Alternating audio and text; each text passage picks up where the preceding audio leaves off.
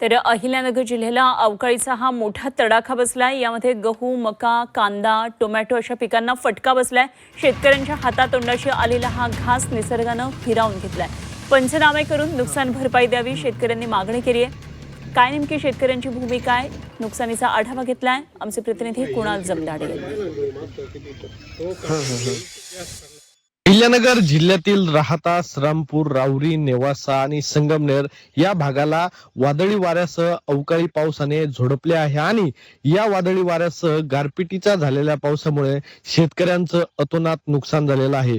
कांदा, मका, गहू आणि टोमॅटो त्याचबरोबर गुलाबाची शेती पिकं आहेत, त्याचं अतोनात नुकसान झालेलं आहे आणि काही पिकं भुईसपाट झाल्याचं चित्र बघायला मिळत आहे। आपण आता आहोत राहाता तालुक्यातील अस्तगाव या परिसरामध्ये आपण दृश्यामध्ये बघू शकतो। या ठिकाणी हे गव्हाचं पीक आहे आणि हे गव्हाचं पीक अक्षरशः भुईसपाट झाल्याचं दृश्य बघायला मिळत आहे। आपल्यासोबत बोलण्यासाठी काही शेतकरी आपण त्यांच्याशी बातचीत करणार आहोत। नेमकं काल रात्री अवकाळी पाऊस झाला, गारपीट देखील झाली आणि हे पीक आहे ते भुईसपाट झाले। कशा पद्धतीचा पाऊस रात्री झालेला होता? काय झालं, सुरुवातीला जोराचे वारे वाहू लागले आणि त्यानंतर थोडे थेंब पडले आणि लगेचच गारा चालू झाल्या।